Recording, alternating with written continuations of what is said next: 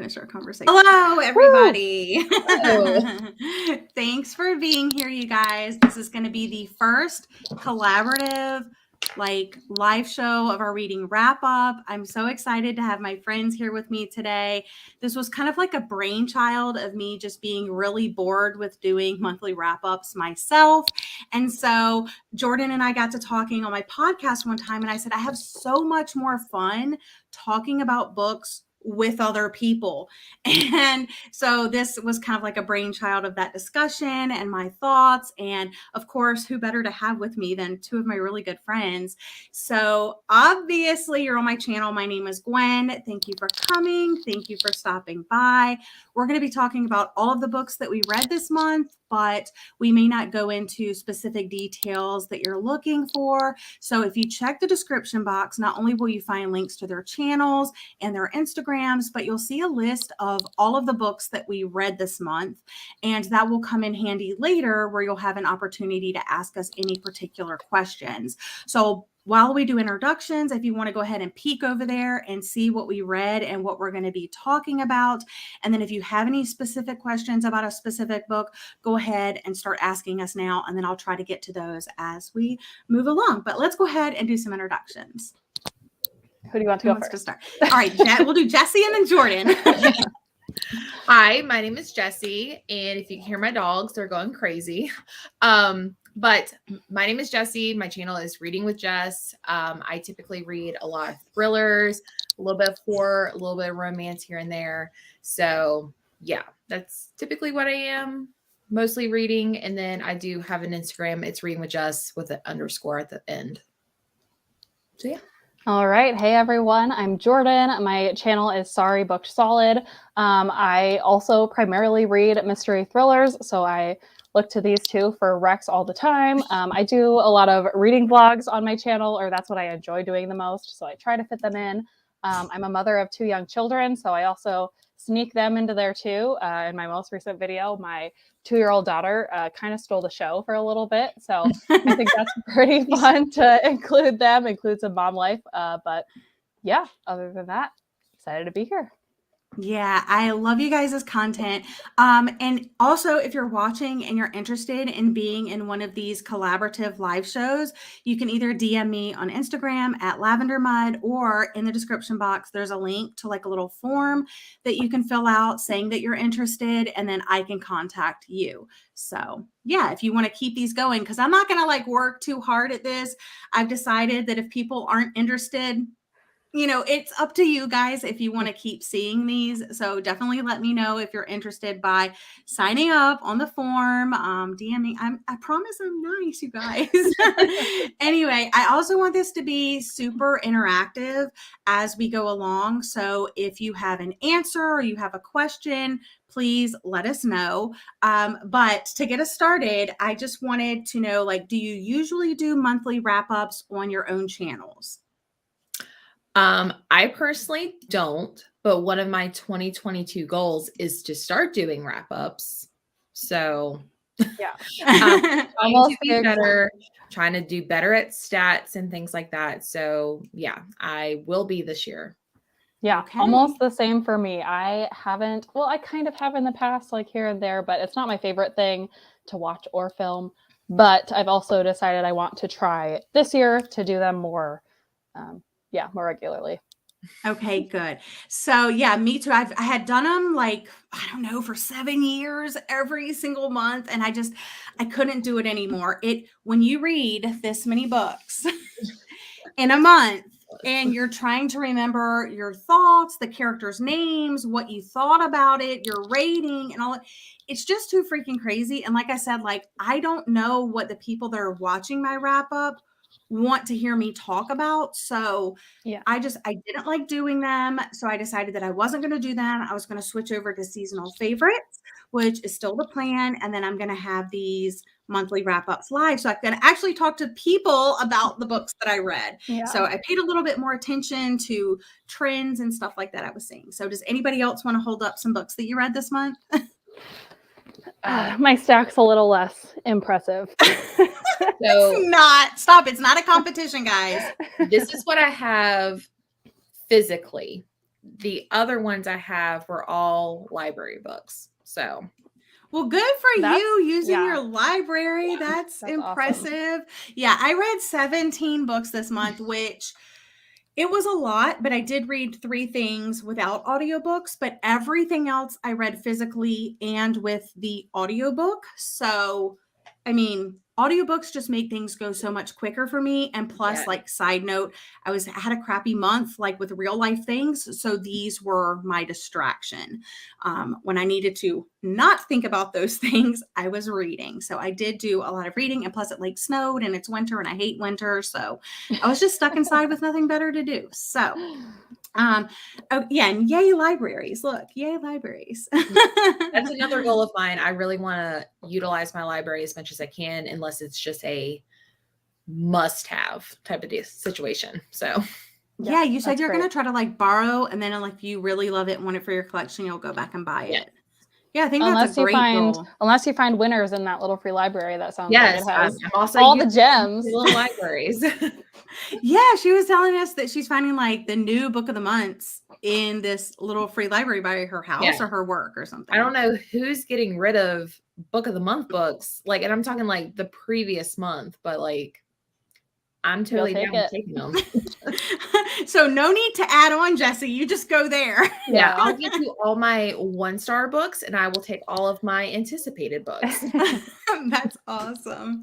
That's crazy though. I don't think I have any like super close. I have mapped out a few, and I thought about doing one of those vlogs where you like go around, but I just don't think I would find anything because we have the book exchange here. Mhm. And if they're like, drop it off in a little free library or take it to the book exchange and get store credit, like, Yeah.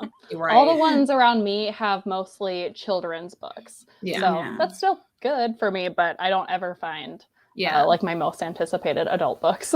yeah, never like a book of the month. Yeah. No. Okay. So the next question is like, of your books that you have, what was your shortest book you read this month? And this was mine. I'm not positive, but I think it might be this. Okay. Mine like- was The Shuddering. 319. Okay. 319. How long was yours? I wrote down 238. Mine was 100 pages. Oh. Damn. Yeah, so this is a little like horror novella that I actually got sent from Christmas from someone in my book club. Thank you so much, Jasmine. Yeah, I really enjoyed this. It was, I don't know, it was definitely, I'm still exploring the horror genre. I don't know what I like. I don't know what I don't like. And I find that there's certain parts of horror books that I'm really jiving with. And then it gets to this part and I'm like, what? Why? You lost me. But this one was really interesting. What did I rate this one? I don't even remember. I rated this one 3 stars. So, I mean, 100 pages, 3-star read. It's pretty good. All right. Of the books that you read, what's the longest book that you read?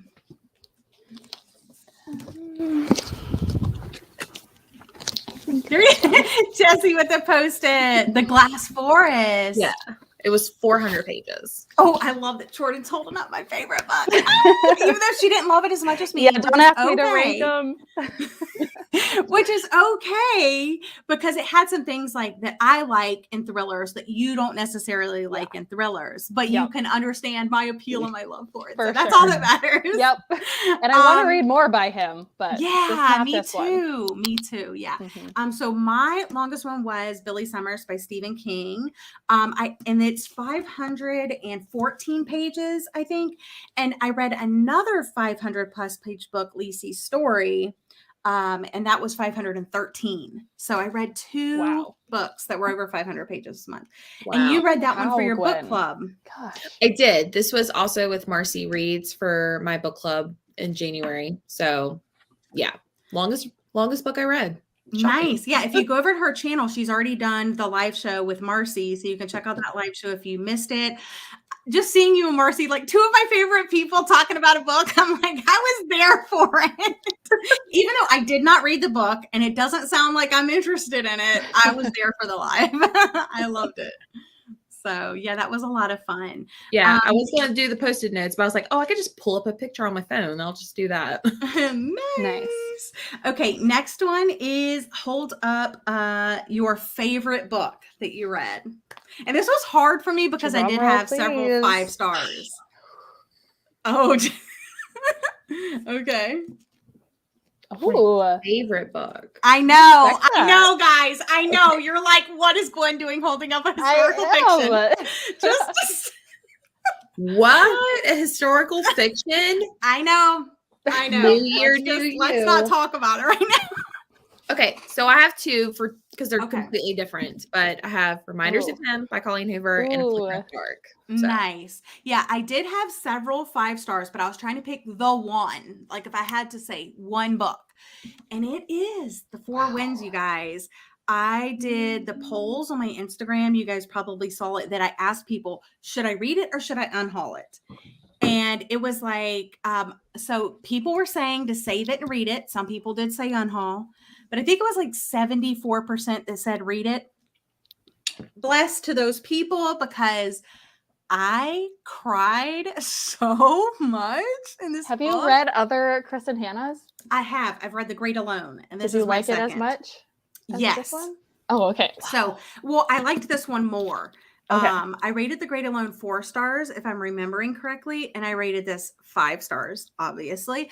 Any time that a book can pull me out of the story and make me want to do a Google search about stuff, that is the sign of that I'm really into it and I just want more information. Obviously, this is about the Dust Bowl that takes place in Texas and all of, that stuff. It won like the book of the year from Goodreads, not Goodreads, book of the month, book of the year for last year. And it's highly deserving of that. I find that her story, they are long. How long was this one? I don't even know if this was over 500. No, this was at like 451 pages. So this was also a very long one. But I'm so glad I picked it up this month because long books tend to be books that I just put off and I don't end up reading. I don't know if you guys are like that with long books. Yes. But they just intimidate me. And I'm like, in the time that it takes me to read one of these, I could read like 2 other books. You know what I'm saying? Mm-hmm. So I usually put them off, but I was like, okay, Gwen, you're tackling your big books, So yeah, I read it and I prefer plot-driven stories, but she has a great way of it, obviously having a really strong plot, but you also just fall in love with the characters and what they're going through, and it just rips your heart out. And you're like, I need to try Kristin Hannah because I do like historical fiction. So do this like one. That I should really. I've never read any of her books. I would like it. Because I don't. That. I think Jordan would like it, and I say read this one, Jordan. Okay. But I don't think you would just. Okay. Because I just was so hesitant to go into it because it's historical fiction and it is a slower paced story. It's not fast paced at all. But yeah, Jessie's there was just just such a thriller something girl. about the story and you don't even realize. The thing about her characters, at least for me, as being a plot-driven reader, is I don't even realize how much I'm caring for these characters. I'm like, yeah, whatever. And then I'm just reading the plot because I'm so interested in the plot. And then by the end, I'm like, oh, don't do it. And then I'm like, wow, how am I this emotional about these characters? Obviously, I know the things that happened during the Dust Bowl. I learned about them in school and all of that, but kind of a refresher and stuff like that. And then to hear about this one individual family's thing. And it was just so emo about it. But I think that Jordan would like it. I was really into The Great Alone because it was set in Alaska and you guys know I love Alaska. So that was that one. But yeah, this one was my favorite. That's awesome. I know. I'm shocked. I don't know why I'm so interested in it now. Go for it, man. I know. Look at Lee. She's like, what in historical fiction? I know. Who am I? Let's see. Yay. Yes. Oh, good. Yeah.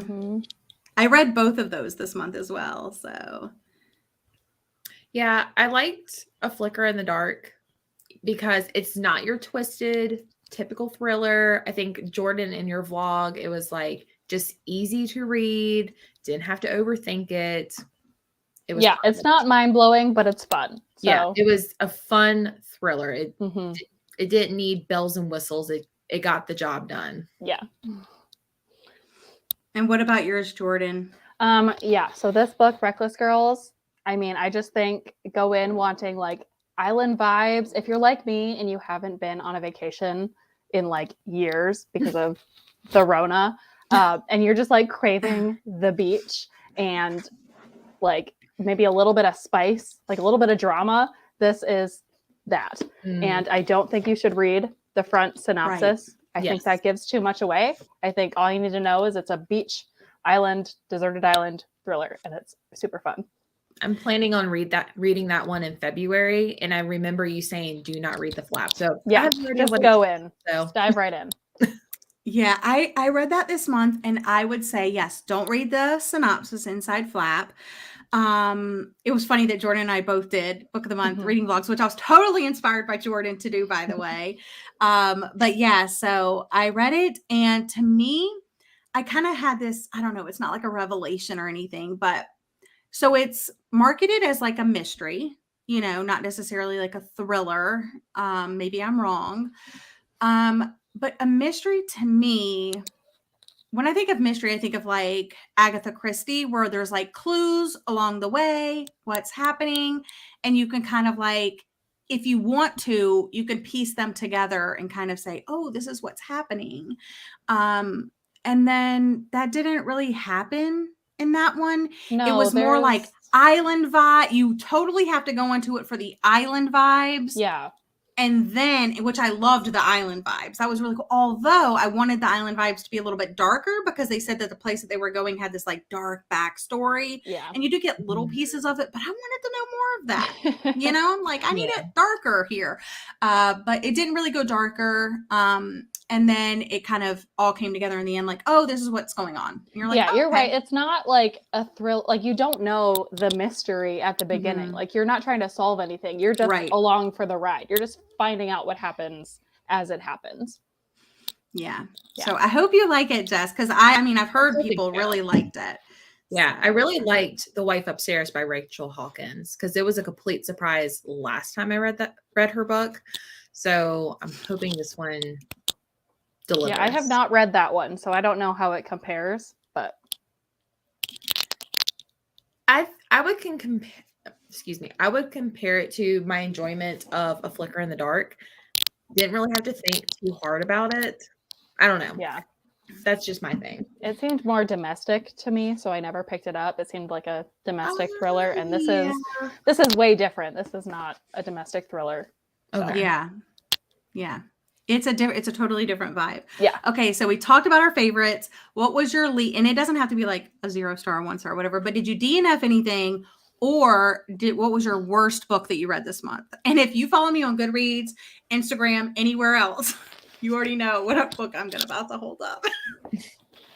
I have been very vocal. Oh yeah, I remember.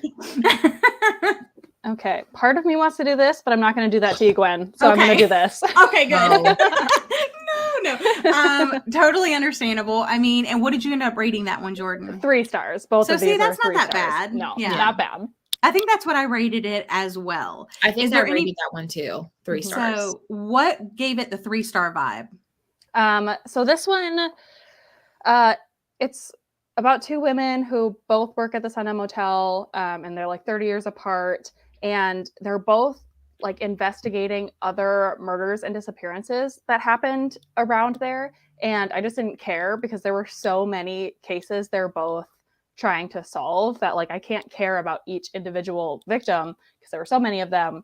Also, there are like actual ghosts in this, and I don't think that's a spoiler or anything because it's just part of the Sun Motel is that it's like haunted. And I don't love that. I think people who do like ghosts would like this, but I don't really care for that. So it was just average. And then what about yours, Jessie? So I was really looking forward to this one because I feel like it's gotten a lot of hype. I DNF'd it at like 80, 90 some pages, I believe. I honestly felt like the story was being told to me versus shown to me. And it's about a professor who has this like arrogant student who says he's got the best plot for a novel ever. And it doesn't need to be good writing. It just has to have a good plot. Something happens to the student and the professor steals the plot of the story. And I didn't really get that much further. I didn't really think the plot of the story from what I did read was that great. So I just didn't really care for, I guess, the execution of the story because I just felt like I was reading kind of like a textbook in a way, in my opinion. So I also read the plot this month. Dee agrees with you. Danielle says that she was not a fan of it either. I also read it and I rated it 2 stars. I would recommend it if you're really into writing, if you want to be an author. It had a lot to speak on those sorts of things, like those themes and those tropes about like just writing and being an author and all the things that come with that. Book tours, book deals, sponsorships, plagiarism, all of the things. But it just wasn't for me. And the plot of the book that was stolen or whatever, it wasn't, from what I heard or what I assumed from other people's thing was that plot was actually like mind blowing. And I've actually read books with that plot. So I was like, it's not that unique. It's not that mind blowing at all. So I was really let down by it and I could really care less about writing. So I'm curious what that is. I don't know if I want to read it because both of you hated it, but maybe if one of you can spoil me to what that is, so I don't have to. And to tell you how forgettable it is, I couldn't spoil you, Jordan, because I literally do not know. No. But I could send you my book so you can read it. So hook up with her on Instagram and spoil her for this book, you guys, because I cannot. But I do want to say that the author Jean Hanff, Korelitz, however you say the middle name, I'm not sure, but Korelitz, she's very like, she knows her craft. She's a really good author, and you can tell she's like in the author world. Mm-hmm. She mentions other authors. Like she was like, oh, like those Donna Tartt books, or, oh, like how James Frey wrote those like memoirs that weren't really memoirs. Like she was calling people out, and I was like, you go girl, because I was just like, whoa, but you could tell she's an author in the author sphere. You know what I'm saying? Like that type of book. And that's cool. I just don't freaking care about that. So for me, I was like, it's boring. I don't get it. And yeah. Okay. This is what they wanted to know. Have you read any others from Simone St. James? I have read one other. I think it's called The Broken Girls. Yep. That one also has like actually supernatural elements to it, which I also found just okay. It's not really my thing. So I think if that's your thing, then she'd be a really great author for you. I just also thought that one was all right. 3 or 4 stars. I can't remember. Have you seen that she's coming out with a new book this year? And it's about, me and Jessie know about it. It's called like the Book of Cold Cases or something like that. And yeah, I'm totally excited about it. Which mentioning Danielle, we did our episode about our top 10 most anticipated books of the year. That was one of them. So go listen to that episode. Oh yeah. Was that the one that has like a podcast thing or no? Yeah. She has a blog or she's like a podcast or something like that. I'm so excited about it. So yeah. And I also read Broken Girls, and that was another one of Jessie's book club. Yes, I read it for that. Yeah. Nice. She's wearing her merch. Show them, you guys. I love it so much. My clean clothes are sitting on my couch to be folded. So I did that right before I came on to the live show. So laundry is not folded. Okay. I couldn't get. Yeah, that's how Jessie was. Jessie was like, I'm done.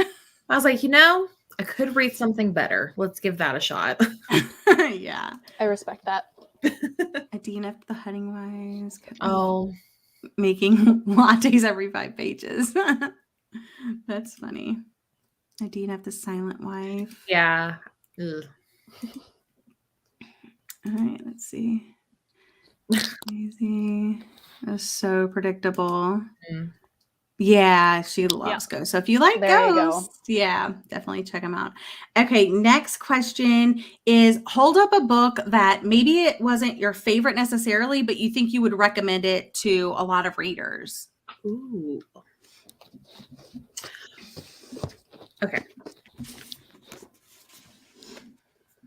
I have to get my picture up. Hang on. Good for you, Jessie. Okay. Yay! Ooh. Jessie, y'all are both making me so proud. Both of these are from like my picks. Yep. So all three of these actually come from me.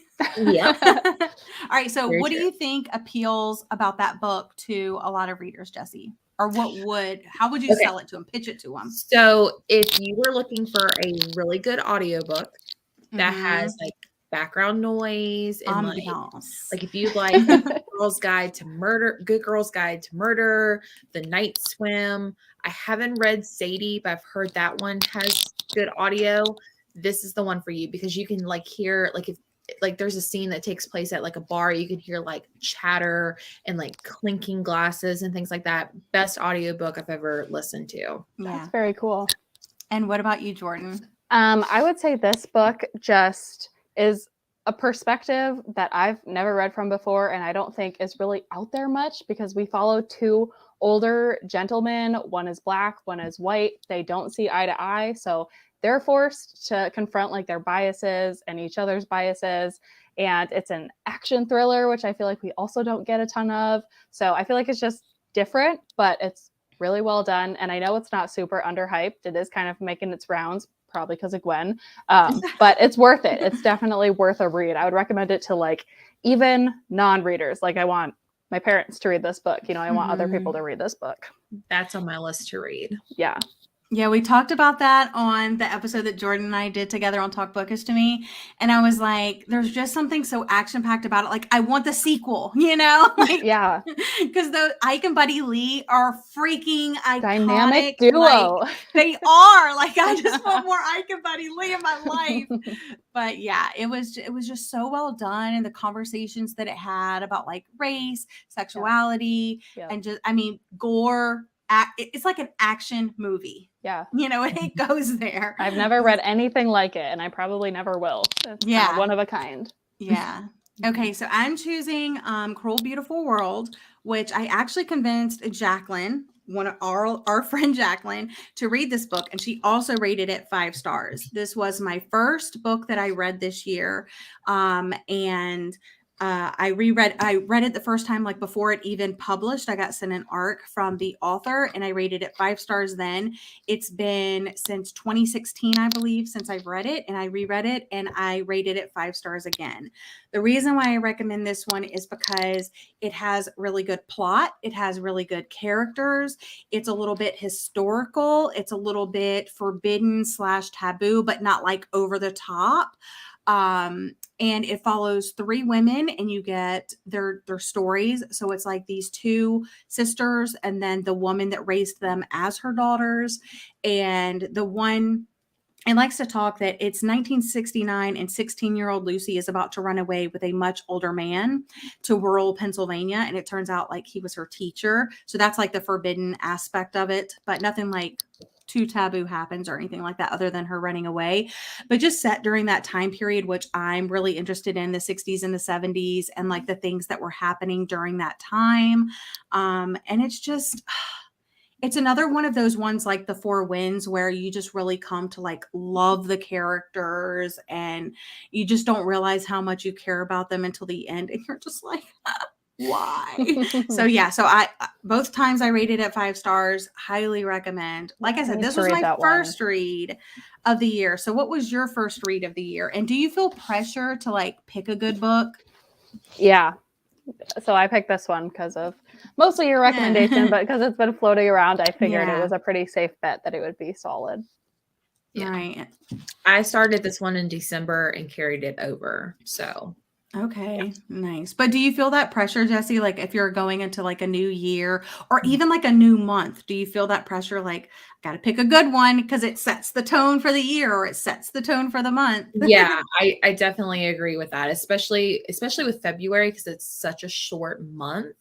And I know personally for me, and I think Jordan, like we've got some challenges coming up Yes, in you our do. in our online book club. Oh, yeah. So I feel like even more pressure. So yeah. I'm sorry, I was going to go back. Oh, thank you, Lena, for supporting. It was just as bad. Oh, that's unfortunate. So maybe it's just her writing. I don't know. JP Delaney, yes. And that book, believe me, is my favorite. But if you read the reviews on Goodreads, they're terrible. People hate that book. They're like, this is the trashiest, worst written book I've ever read in my whole life. It's his debut. I liked it. That's his debut? Oh, I thought the girl before was his debut. I think that's his debut. Huh. Interesting. Yeah. I mean, maybe I'm wrong, but I think I gave it 4 stars, but I do really enjoy it. Yeah. I mean, I loved it. I was not expecting any of the things that happened in that book to go down. That was crazy. It was. Great picks. Oh, I saw this comment. Oh, the girl before. Yeah. I didn't like that one as much. Yeah, believe me. I liked that one. And Playing Nice was good too. I feel like all of their books are a little bit different. Mm-hmm. I feel like Playing Nice is totally different than any of the other ones. And then I feel like Believe Me is really different as well. Like I just feel like all their books are so different from one another. Like the plot, it doesn't feel like formulaic. Mm-hmm. Read all 3, Ellie, and get back to us. Hey, Gwen's husband. And they said hi to you. Hi.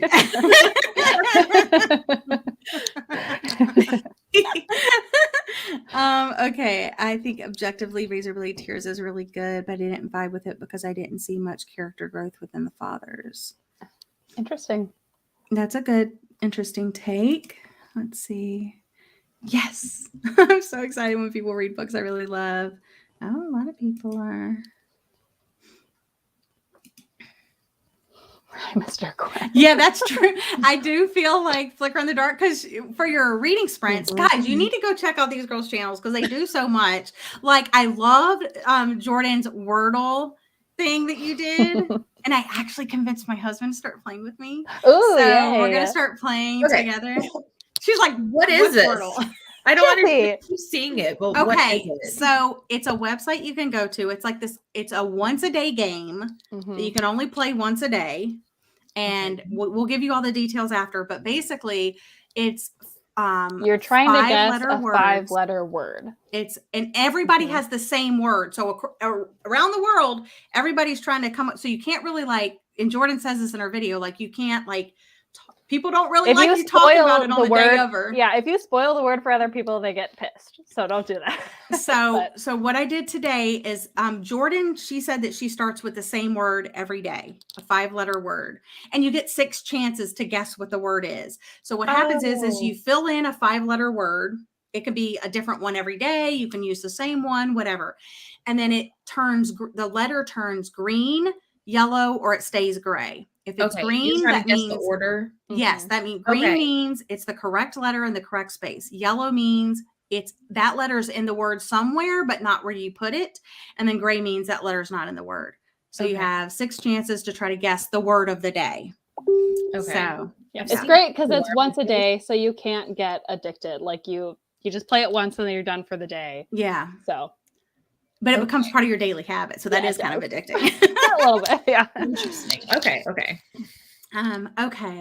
Oh, okay. I was wrong. Danielle's telling me the girl before is his debut. I'm gonna verify this after the live. I'm just saying. So if someone wants to support me and say that I was right. I'm gonna look it up right now. Oh, Mr. Quinn. Yeah. Mr. Gwen. Daniel. Yeah. Daniel. Yeah, Wordle is like taking the world by storm. If you always see people posting those blocks, those colorful blocks, that's what they're talking about. And at first I I heard about it and I was like, oh, is it like an app? So I got this other app on my phone that's like a Wordle app that you start. It gives you like 4 different bubbles and you try to guess words. I don't know, but it's not the Wordle. So once I got like, to that the sucks. Wordle, yeah, I was like, I like this much better. So The Girl Before was his debut by 1 year. okay, see, I was really close though. Yeah, but I was technically wrong. Yeah, Girl Before, Believe Me, The Perfect Wife, which I haven't read, and then Plain Nice. So okay, let's see what else. Okay, so all 3 of us here are Book of the Month subscribers. I think we've pretty much made that clear. Did any of you, like, what did you pick for your January pick if you picked something, and did you read it? Yes and yes. These were my 2 for January. Nice. I also picked this one. That's what I picked as well, but I did not read it. Okay, so I picked this. Okay, so one of my goals this year is to only pick one book of the month and read it the month that I pick it. So I did make one pick, but then I also added on 2 books as well, which was against the goal, but I read all 3. So, I mean, guys, doing things over here on my channel I'm so excited about. So yeah, so I read all 3 of these. So there is a reading vlog on my channel for these. I know Jordan has a reading vlog for her book of the months as well, trying to convince Jessie to get on that train. But not only did I read those 3, but I read 2 additional backlist ones that I had. This one is from December. This was my December pick. And then this one was my September pick. Nice. And of these, I would say I gave Reckless Girls 3 stars. I know Jordan gave it 5. The Maid, I gave 4 stars.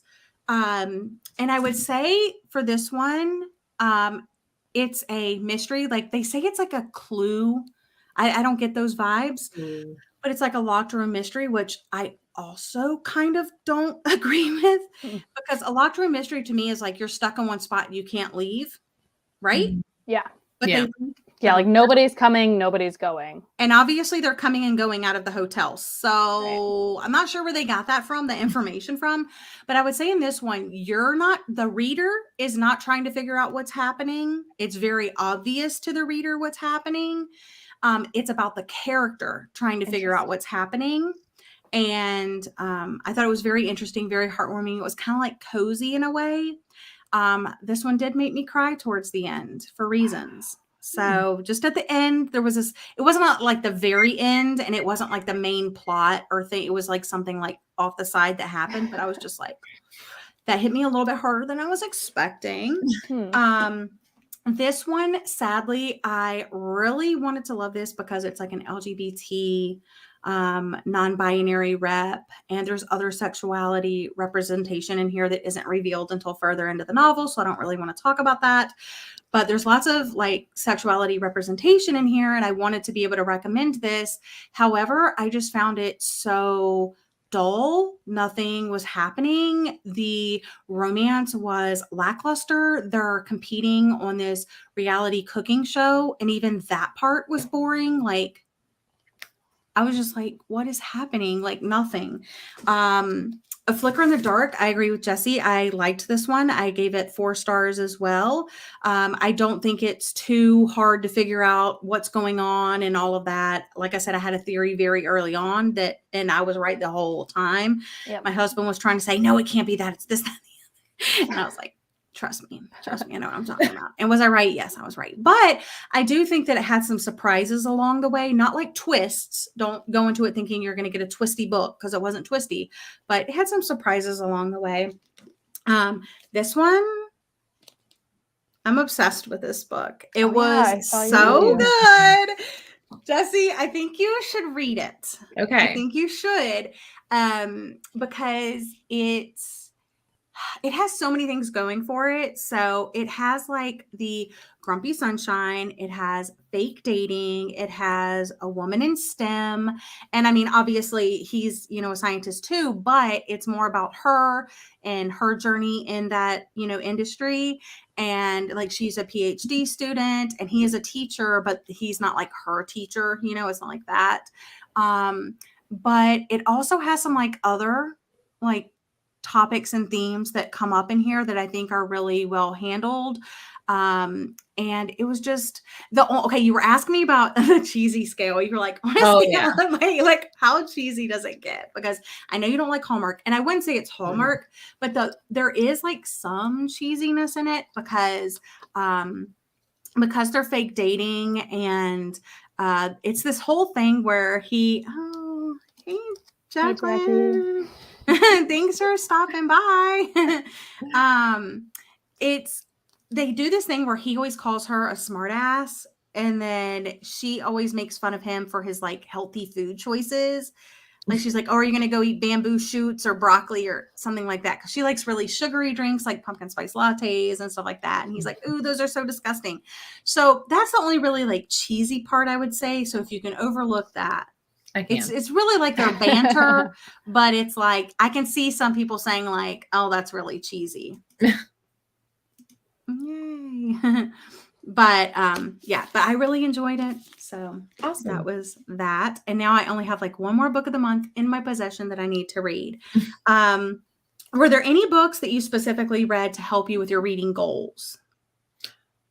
Besides just like reading books and trying to hit that number. Yeah, for me, no, because I want to read more sci-fi this year, but I actually read 0 sci-fi this month. So February should be better. I already have part of my TBR plan, so I will be reconciling that. But no, January did not get me towards that. Okay. One of my goals is to do more bullet journaling. So like months ago, I requested the bullet journal method from my library and it came in right at the beginning of the year. So I was like, this is perfect timing. So I read this on and off throughout the month. And I would say I did take a lot of it. I think I gave it 4 stars. I feel weird rating nonfiction. You know what I mean? Yeah. Because one, I don't really read it, and 2, like, how can you like, especially if it's like instructional like that. Yeah. But I understand like the concept behind like bullet journaling. And I'm not one of those creative people that draws like butterflies and everything like that. But I liked the structure part of it. So that's what I took out of it. Nice. Do you bullet journal, Jordan? No, I have like a planner. I do better with just like actual planners versus I just don't have the time, I don't know, to write out all the grids and stuff. I just use like a regular planner. Okay, so this is what I want to say about bullet journaling. I am not artistic at all. I know Jacqueline likes to use a lot of stickers. She started incorporating those this year. I think that's a really good way to do it. And then I am super minimal with my bullet journal. I tried to do the artistic thing and do trackers and do all that. But like, you know what? I really don't care. I don't care. All I need to know. Oh, look at Jessie with her stickers. Well, these are stencils. Stencils. That is nice. All from Amazon. There's one that I love. This one is like a bookshelf.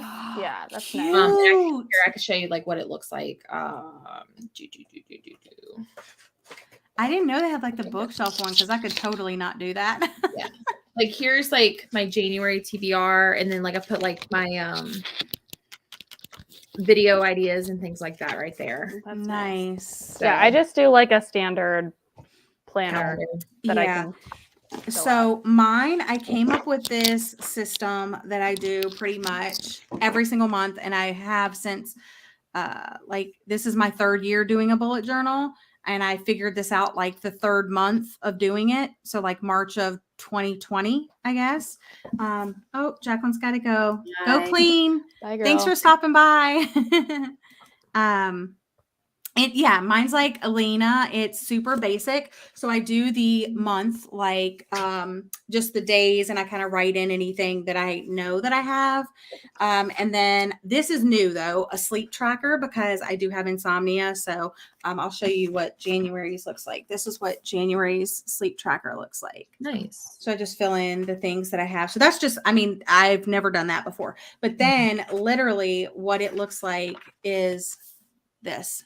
So this is what I just do our Monday, Tuesday, Wednesday, Thursday, Friday, Saturday, Sunday, and then like I leave a spot for notes. And it's literally the same the whole month.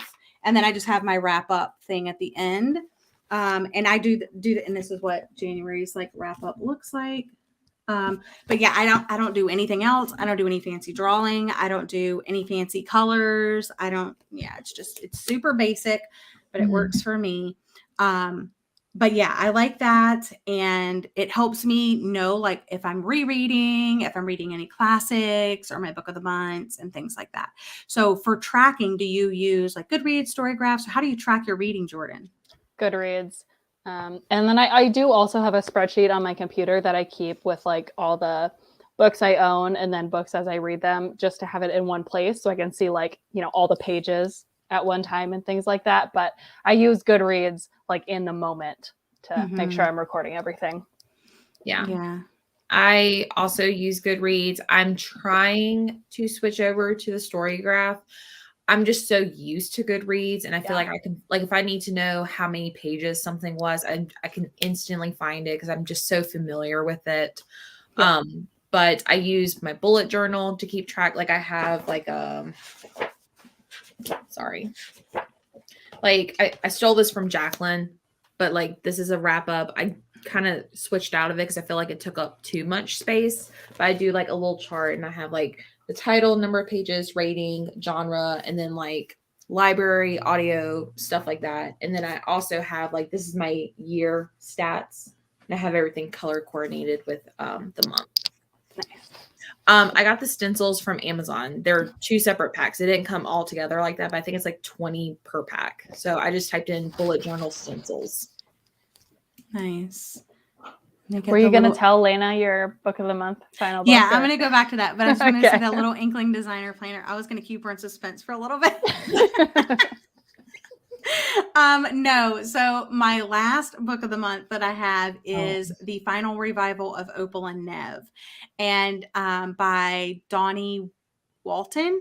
And it's funny because I was talking to Jordan. I was like, yeah, one of my goals this year is to get through all of my book of the months and like get them and then, you know, read them that month. And I was like, also, I got rid of all of my book of the months except for like, she knew about the Love Hypothesis and the Flicker in the Dark, because those were like the newer ones that I had. But I was like, all the ones that I picked up at the book exchange, all of my book of the months are gone. I unhauled them. And she was like, oh my gosh, that's amazing. And then I was like, oh yeah, except for Opal and Nev. Didn't tell you about that one.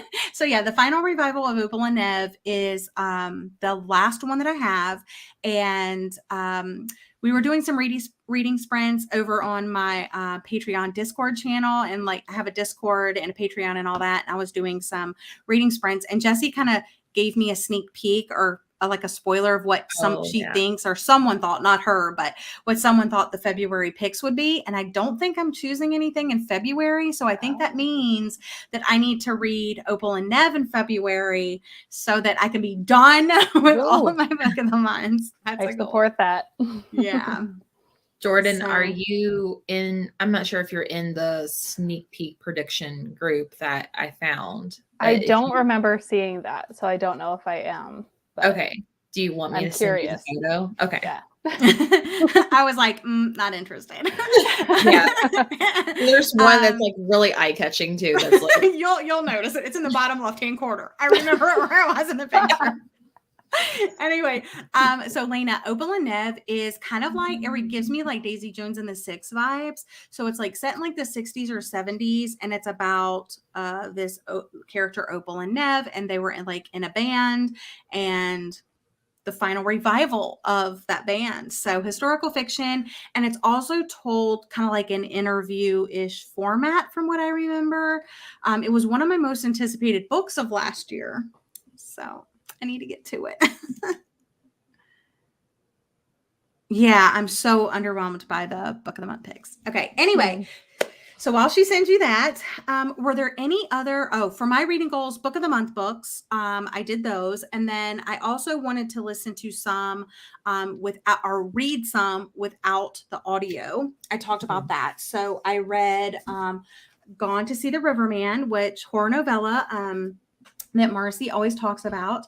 I ended up rating this one 3 stars. I really liked the beginning half, but then it did that thing towards the end that I was like, is this a fever dream? What's going on? I don't know. So I didn't really vibe with the end of it, but I'm glad to know that, yeah, it's meant to read that way, because when I was talking to Marcy about it, she was like, yeah, it feels like this like voodoo magic fever dream. And I'm like, yes, that is it exactly. And I hate that. So if I don't understand something, and I know in horror, like obviously there's going to be things I don't understand, but like if it starts to feel like a fever dream and I don't understand what's happening and I'm just like reading sentences just to read words and I'm not like comprehending what's happening, I'm like, I don't like that. And mentioning fever dreams, let's go back to this one. That's what this entire book was, Lisey's story. Has anybody read this? I'd like to hear maybe like a summary of it. From the things you posted, I don't want to read it. But like maybe like the summary is that summary. Lisey lost her husband Scott 2 years ago after a 25-year marriage of profound and sometimes frightening intimacy. Scott was an award-winning, best-selling novelist and a very complicated man. Early in their relationship, before they married, Lisey knew there was a place Scott went, a place that was both terrified and healed him, could eat him alive or give him the ideas he needed in order to live. So basically, in this story, you're following Lisey recounting stories, telling the reader stories of memories of times, stories about her and her husband.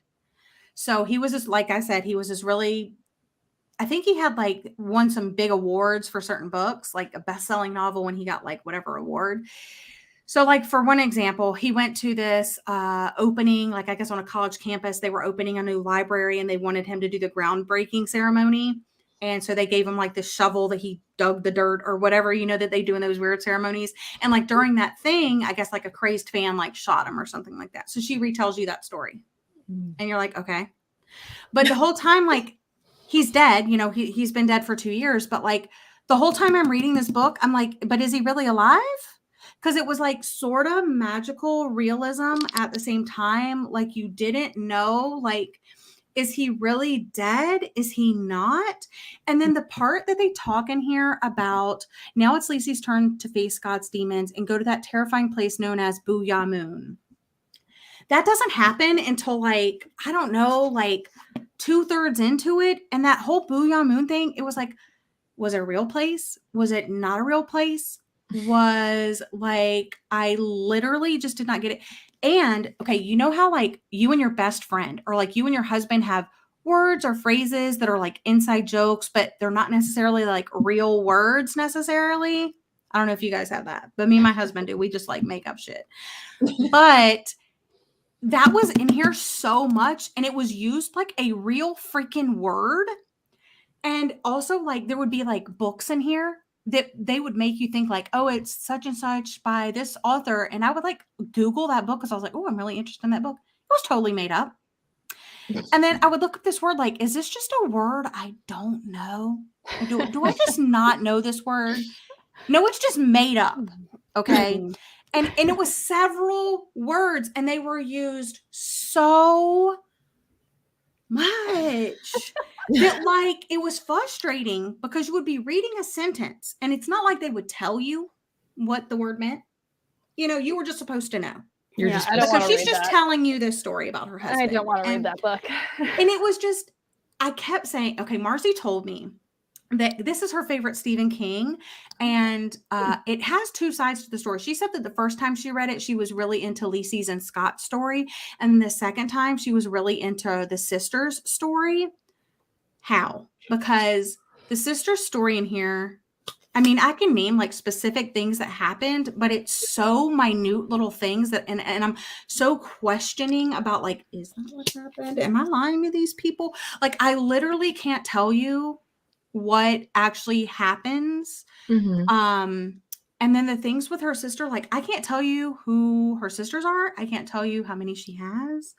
I can't tell you what's made up, what really happened, or if she's making this up, but I did have some people say that the depiction of Scott and the relationship with his father, which is this much of the freaking book, just let me tell you, was like, I guess it touched on like mental illness and how like that they really connected with that part because they dealt with that in their real life. So that like really hit them and stuff.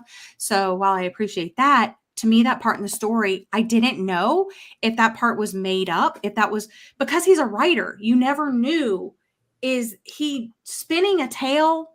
And he's like, I literally never knew. And to read a 500, and 13-page book and try to figure out, like, I even read the author's note. I was like, there's going to be something in here that helps me. Like, I literally felt I was reading a book in a different language that I didn't know about a subject that I didn't know about. Yikes. Yeah, I don't want to read that. Stephen King does nothing for me. And you didn't DNF it? Yeah. Well, that's the thing. And everybody was like, oh my gosh, you just should have DNF'd. And I should have, but Marcy told me the first 150 pages are slow. So I was like, okay, I definitely need the audiobook for it. So it was on my TBR, and then I actually took it off because my audiobook returned to my library without me being able to pick it up. But then it came back to me because I re-requested it. So I was like, okay, I guess I am giving this one a try. So I pushed through 150 pages. And then I was like, okay, maybe she said the halfway mark. And then I was like, and then I told her, I said, okay, Marcy, for you, I will read this whole book. I will read. So this was like my challenge. I read it, and yeah, I can steer everybody else away. But awesome. Danielle says she unhauled it after my thoughts. I don't think I'm going to read it either. Okay, here's what I would say about, because I feel terrible saying like, oh my gosh, worst book ever. I mean, it is. But I there's someone out there that loves it. It's Marcy's a horror reader. Like, she loves Stephen King, and this is her favorite Stephen King, which I was so surprised to hear that. But I would say read it. And if you get 50 pages in, 100 pages in, and you're not liking it and you're completely confused and you're like, I would DNF this if it doesn't get better. Just trust me, it does not get better. It stays the same. And if you don't like it after a certain point, then DNF it. Because Lena, maybe save it for after February because she's on my team and I don't want to waste your time. Yes. So we're not doing that in February. Yeah. Later. Yeah. I would just say that if you pick it up, if you have a copy of it, now I wouldn't go out and say purchase it and try it out. No. But if you already have it on your TBR, try it. If you don't like it, get rid of it because it's not worth it. So I also, this month, you'll have to tell me some books that you guys read, but I just want to touch on that I did reread this one this month as well. And then I did start the second book, and I read the second book. I'm on hold at the library for the third book. And then I did read one nonfiction book, American Kingpin, which this book is so good, you guys. But tell me more about the books that you read real quick. So I only have two that I haven't already talked about, and they're both in a vlog if you really want to hear extra thoughts. But Woman 99 is a historical fiction about this girl who her sister got sent to an insane asylum, and she like infiltrates that asylum in order to save her sister. So I thought that one was okay. It was 3 stars. And then I also read Tell Me Lies by Carola Levering, which on Goodreads, Gwen rated this book like 1 star and Rant reviewed it. So she hates it, but I give it 4 stars. So I liked it. If you want to know more thoughts, I do go in depth with it in my Wordle vlog. But I think it's kind of funny that Gwen literally hated this with every fiber of her being. And I went back and I watched my video where I rant reviewed it, and man, it was so long ago. And gosh, I was so tan. I was loving this summer so much.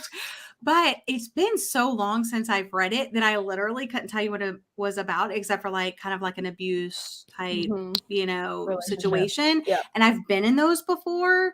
And so I think that's why I was just like so mad and so like spun up about I can it. totally see that because I have not. So I'm the outsider perspective, but I have to watch that video. No, don't watch it.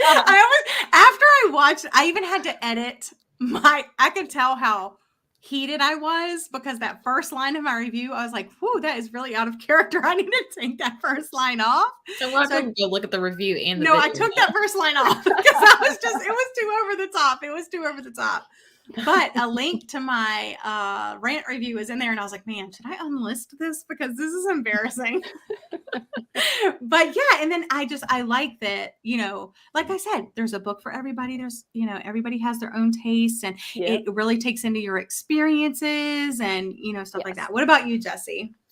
So I've already touched base on A Flicker in the Dark. The Glass Forest. It's, I feel like Jordan would like it because I feel like it's a historical thriller or mystery. Yeah. But it's about a woman. She's kind of young. She just had a newborn and she's married, and her husband's niece calls and says that her uncle, which is his brother, is dead and her mother went missing. So they kind of uproot and go there to kind of figure out what happened. It definitely has like World War II vibes and things like that. So I feel like you would like it since you like historical stuff. I personally gave it 3 stars. I'm not a historical person. And I had a few other issues. I did my book discussion. You can see all my thoughts with Marcy over there. I know Marcy really liked it though. So I'm just in the minority. I did Believe Me by JP Delaney. It's about a woman who gets hired to kind of lure men who are cheating. Like she's paid to kind of do that, but she's also like an actress. Great audiobook. I read Reminders of Him by Colleen Hoover, which I know everyone is reading or wanting to read. I ended up giving that one. I think I settled on 4 stars. I feel like you flip back and forth between 3 and 4. Okay. So, I don't think this is like a spoiler, but it's just very insta-lovey. Okay. And I just could not get past that. Like, I just felt like the first interaction between our 2 main characters was just like out of this world. But in the end, it's a great story. I loved it. I would say I love all Colleen Hoover. So like, yeah, but it's not my top favorite, but it's worth 4 stars. I just did not like the instant love connection between the 2. So that's my only thing. I DNF'd the plot. I read The Bullet Journal Method.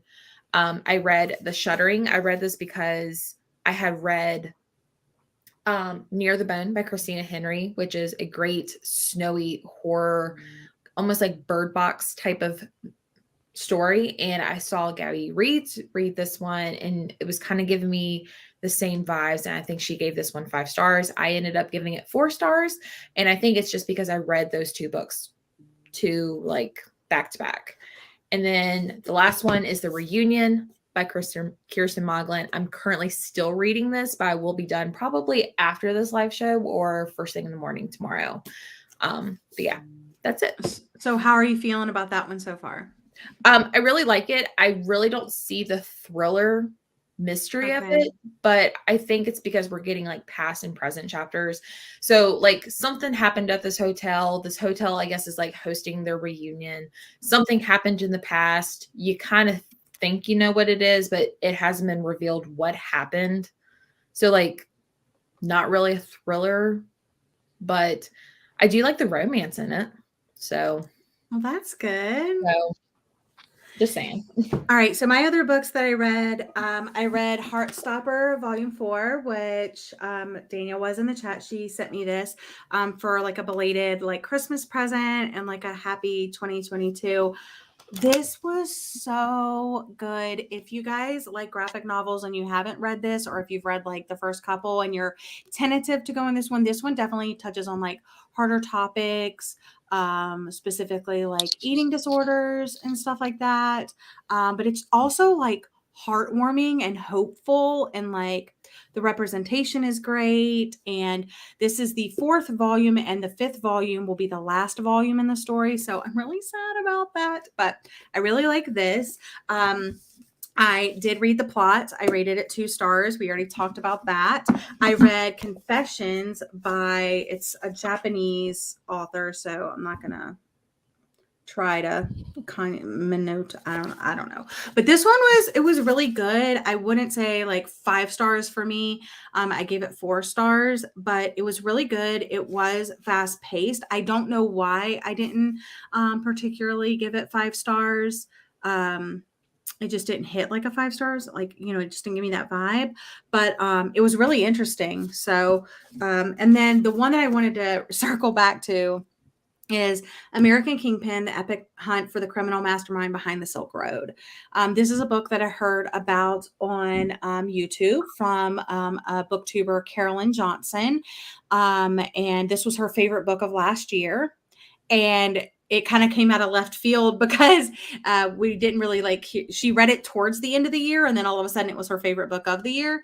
And I can definitely see this showing up on my favorites of the year, because like I was saying earlier, if there's anything like that makes me pull me out of the story enough to like look it up on Google and stuff like that. And because it is a true crime, nonfiction story, there is stuff out on the internet about this, about the guy that created the Silk Road. There's certain articles and stuff like that mentioned in here that you can actually like look up the article and like read the actual article. And it does have some pictures in here. If you don't know anything about the Silk Road or what that is it's this website that this guy created where he's a liberal and he believes that you want to put something in your body is your body. The government shouldn't control that. Drug use should be legal, and there should be a place that you can go to get drugs and buy drugs and use drugs, and, no big deal. So he's always believed in that. He talked about that in college, and he did like this debate thing about it. And he always kind of wanted to like put his stamp in the world, to make something of himself. So like when he was gone eventually one day that they could look back and like, he did that. So at the time when he had like this idea of like, hey, maybe I should make this, place that people can go to, buy drugs freely and all that. There was no way for him to do that. But then as the years progressed, he found Tor, which is like this kind of like dark web, underground, non-traceable website. And then Bitcoin became a thing, untraceable currency.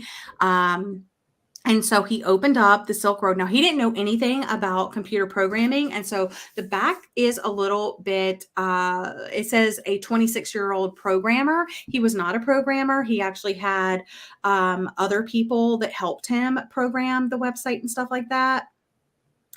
Yeah, I am interested in that.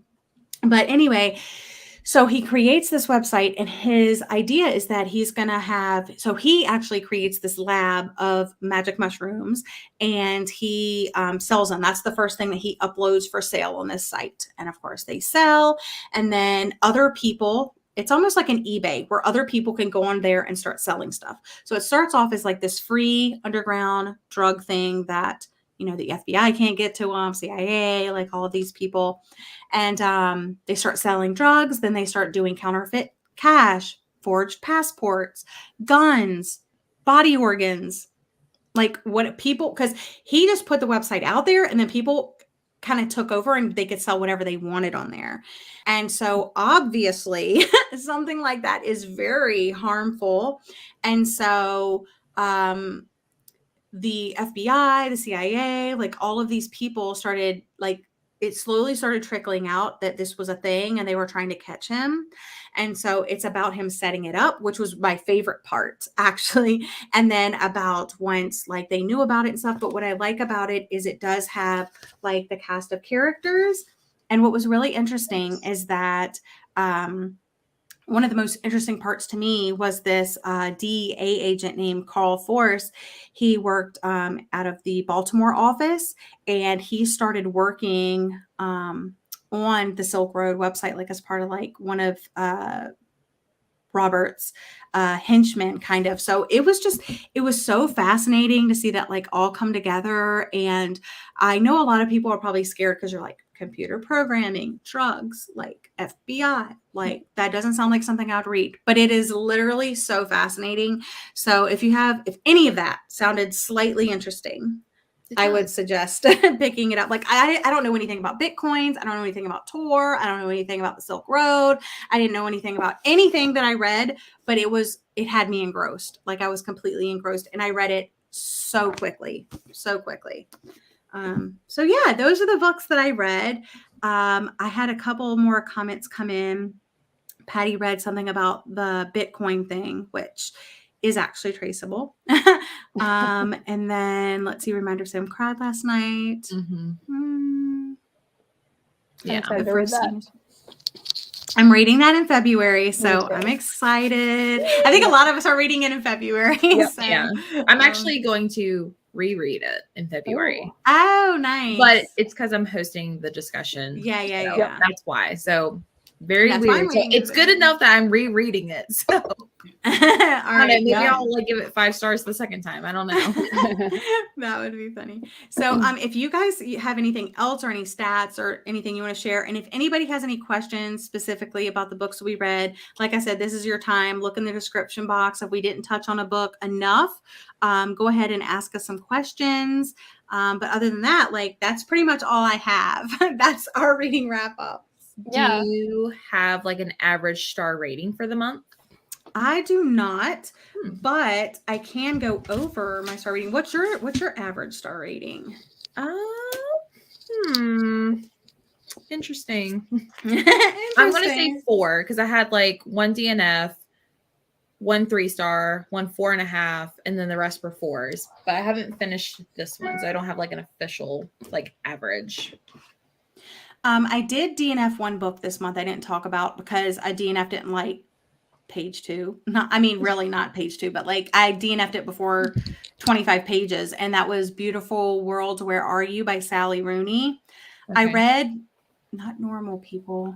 Is it Normal People? I think I read one of her books and I hated it. And so I was like, oh, but I'm going to give her a second chance. Yeah, I hated it. So she never uses quotation marks when they're talking. That's annoying. And that's just so annoying. And then just the writing in general, I feel like she's just like, she's probably not in real life, but the writing is like so pretentious, like, and I'm like, I ain't got time for that. Let's get down and dirty with it, So my kind of star ratings were all over the place. I did have the 1 DNF. I had a couple of 2 stars, like The Plot and Love and Other Disasters. I gave 2 stars. I did not rate Lisey's story. That's one thing I wanted to say, because I felt like I didn't get it. Like, I literally did not get it. I felt like it would just be unfair for me to rate it. But if I had to rate it, it would be a 1 star. So Karen says she will never read Sally Rooney. Interesting. Yeah.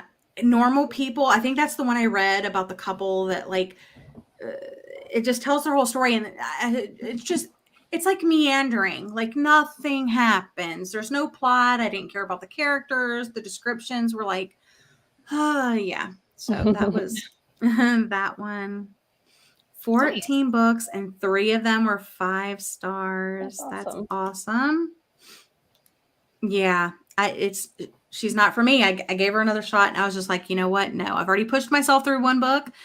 So I did have that unrated, a couple of 2 stars, a couple of 3 stars, a couple of 4 stars, and then I had a few 5 stars. What about you, Jordan? Were you kind of all over the place, or? So I had 3 3-stars, 3 4-stars, and 1 5-star. So nothing below a 3, which was nice. But mostly middle of the road, just that 1 5-star. And comment, maybe I missed it, but want to know what I thought of Since We Fell. So this was Gwen's favorite book of last year. So I was super excited to pick it up. And the way you described it is how I would describe it. Basically, we start the story with this lady who never knew her dad, grew up with her mom, and her mom never told anything about her dad and never told her how he could find her dad. Her mom passes away at the beginning of the story. So our main character sets out to find her dad. And that's like the first third of the story. And then it like takes a giant right hook and changes direction. And then 2/3 of the story, it does that again and like totally changes direction. So it doesn't end where it starts there. And so I think my problem is I didn't like where it went. And if I knew where it went, I would have known that because I don't like that type of story. But it's hard to say, it's hard to describe it, if you don't want to know. So in my Book of the Month blog, I actually do describe where it goes. I don't give spoilers of like the end, what happens, but I tell you like what's that second and third part actually about to give you a little bit of a better description. So it just wasn't my type of thriller, but it's very like completely twisty. Like it completely changes the story based on things that happen. So I get why Gwen likes it. But that's why I didn't love it, is because I just didn't love the kind of category of thriller that it goes to. Yeah, that's what I think I loved about it, is that whenever you start a book usually, and the synopsis doesn't give really anything away, which is also very refreshing. Yeah. And I never heard anybody talk about the book. I feel like it's kind of underrated. But yeah, it starts off, you're like, okay, I'm reading about this woman looking for her dad. You're like, all right.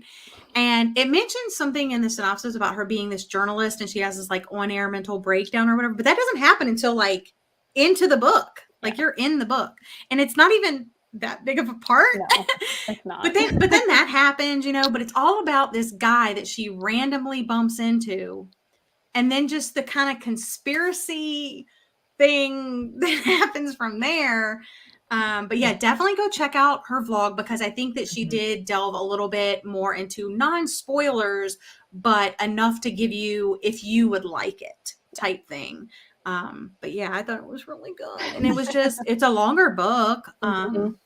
And I just really and this is the author of Shutter Island, which is a movie that I loved, and I did not even know that it was a book before that movie. And he has like 12 other books. So knowing that, I want to read more from him, because I think that he can for sure have like super twisty books that I would like that just aren't that type. But I'm super interested in what else he's written. Yeah. Lena goes, wait, am I reading the same book I was reading yesterday? Yeah. Yeah, that was the book that I read last year in January, and it remained my favorite all year long. So that one really stood out. I love those type of books that has many turns or parts. I think I'm going to love it. It's worth a try. If you're interested, it's worth a try. Ooh, I really want to get it now. Come back and let me know. I think you would like it, Jessie. I do think it would be your type. Okay. Oh, yes. I think Jessie would like this. Okay. Just know that like how it starts is not where it ends. Is not where it ends at all. Well, yeah, hard time go ahead following and it. add it to my TBR. You might as well add it to your next book of the month, since it's a book of the month. Yeah. If I get if you get a February next month. True. Did you see the picture? I did. Are you excited about any of those? Not really. I didn't even know that one of them was a thing, but yeah, the rest of them not interested. Gone Baby Gone by him. I haven't heard of that, but yeah, I actually, the only one that really like stuck out to me that I had kind of like heard about was Shutter Island, because I know it's a movie, but I haven't seen the movie. I haven't read the book, obviously, but I'm looking when I go to the book exchange, like I'm always looking if they have any of his books or something like that. Yeah, she would like it. I agree. Literally adding it right now to my library. There you go. All right, that's awesome. So if anybody else has any questions, last thoughts before we sign off for the night. I know people have work tomorrow. Jessie's got to get up at 5 a.m. for that gym. 5 a.m. That's why I don't work out. I have a question. Were there any books on your TBR that you did not read? Yes. I read all the books on my TBR. For my monthly TBR, you know? I mean, Jordan's over here, like, with her Wordle vlog. She's like, I only have, like, 25 books on my TBR total. I'm like, the dream. But no, I put 8 books on my TBR, and I read all of them. The only 2 I did not read was The Butcher by Jennifer Hillier. And then also Second First Impressions, which I won from Gwen's podcast. Yes, she did. I'm so excited for you to read it. Surprised. I've never won a giveaway. And I really wanted certain people to win. But it was totally random. I swear to God. And when I pulled your name, I was like, yes. I was like, yes. Someone I actually know in real life that's been on my podcast and supports my podcast won. So that was really I had cool. like checked out that book like 4 times at the library. So now I could just like stop renewing my hold and just have my own copy. Yeah, I had one book. So I made my TBR was 6 books long and I read 5 of them, but I read 2 extras that weren't on it. But the one that I didn't get to is 1, 2, 3 by Lori Frankel. She wrote the book, This Is How It Always Is, which is about this family who has a son who decides he wants to be a girl. So they're navigating that transgender conversation and situation with a really young child. So I loved that. It was super hard-hitting and insightful. So I honestly have no idea what this is about, but just because it's written by that same author, this was on my TBR. So I'll get to it soon because I only have less than 20 owned books that I haven't read. So it will be soon. But Ooh. Oh, I don't have it as bad. So when you wake up at 5 a.m., she's probably like already to her destination airport, or like halfway there. Like I'm already awake with coffee in my hand. Oh my goodness. Yeah, so I pretty much read everything on my TBR. I'm really excited, but I told them I would talk about this one real quick because I usually try to finish everything that I'm reading in the previous, the month that I'm reading it. But I did pick this one up last night and I'm 71 pages into it. It's another true crime book. I feel like it's all the rage right now, but I have mentioned it on my podcast several times that back in the day when I was in the military, like 20 years ago, that was my genre of choice. Not thrillers, not mysteries, not romance. It was true crime. I read a whole bunch of true crime. I would go to this bookstore called Hastings. If you know, you know. It was the best bookstore in the world. But I would go to Hastings. I would go to the true crime section and I would pick something up. Now that's what I do in like the thriller section or the mystery section in Barnes & Noble. But anyway, so this book, the true story of 2 sisters who vanished, the father who kept searching, and the adults who conspired to keep the truth hidden. This is on the evening of April 19th, 2013. Side note, April 19th is my sister's birthday. Samantha and Gianna, 2 of 5 children born to David and Sandra, the teenage sisters, vanished in the midst of their parents' divorce. The girl's father, David, worked tirelessly with law enforcement to search day and night for his 2 missing daughters, following every lead while raising 3 remaining children at home. Their mother, Sandra, used her newfound freedom to vacation around the world, abandoning her children. And as the investigation intensified, catching the attention of the media, Sandra also disappeared. And it's the true story of 2 sisters who went missing and the father who kept searching and all that. And what's really cool is you're not going to be able to see it because the font is literally so freaking tiny. But I have it on audio, so that's like really good. Thank you, Hoopla, for my library. But it has all of these, like, they go to court, obviously, and there's all these like court transcripts in there and stuff like that. And it is so fascinating. It's another book that I haven't even got to where the kids are missing yet. It's just like how this wife tricked her husband into a divorce.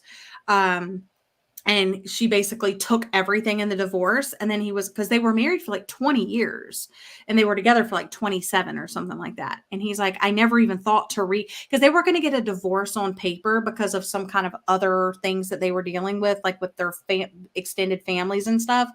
And they were like, so they don't come for our assets in this like proceedings and stuff. Let's just get a divorce on paper so our assets are okay.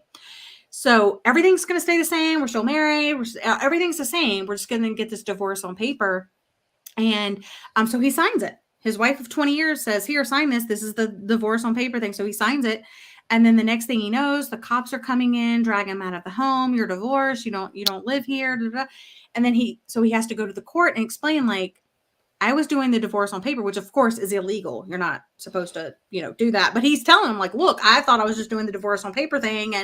And she took everything. And it's so heartbreaking to hear like all the stuff that goes down between the parents. And you're like, you have 5 kids, like heartbreaking, but super fascinated. So that will be my first book that I'm reading in February. But thank you, ladies, so much for joining me. course. This was so Thank you much for having me. fun. Yeah, thanks for having us. Yeah, and I think it's so much better like being able to talk about the Ooh, books. It is. Have y'all seen that trailer for that movie or show on Netflix? Who was talking about that? Reading Riley, Elizabeth from Reading Riley was just posting about Yep. that on her Instagram story I saying, don't get it. I'm so confused. Is this like a Riley Sager remake? Yeah. But It I looks think, good. yeah, but And it looks like it's making fun of Yeah. The everything. Girl in the It's like a Window. serious drama Good to know. parody. Yeah, good to know. yeah, but I haven't watched. I do want to watch. I did like The Girl in the Window, or what is it? The woman in the window or the girl on the train. Yeah, I think it was The Woman in the Window, not The Woman in the Window. Like, Yeah. what the heck am I saying? Whatever that one was by A.J. Finn, I think it was. I did like that book when I read it. Yeah, I haven't read it. But it is like those books, but like I like those type of books. So Yeah. but then I wanted to watch the movie, and then I was gonna watch this one. So I think that's funny. Well, Lena's watching it tomorrow, so she'll have to let us know how good it is. Yeah. Yeah, I saw. Yeah, Reading Riley was talking about it. She's like, I'm so confused. Yeah. So that's funny. But anyway, thank you guys. Thank you for tuning in. Thank you, Jessie. Thank you, Jordan. Please go check out their channels. They're my bestest friends in the whole wide world. And they make similar content to me. Jordan's super creative with her Wordle thing. I want you to do a part 2 to it when not in February, obviously, because you have other things going on. But and then also how you like are able to juggle like YouTube and your kids and your life and all that. It's crazy. But thank you. Anyway, thanks for tuning in. I'll see you guys again. And if you're interested, don't forget, check the link, click it, sign up. Let me know you're interested in doing it next month. All right. Bye, everyone. Bye.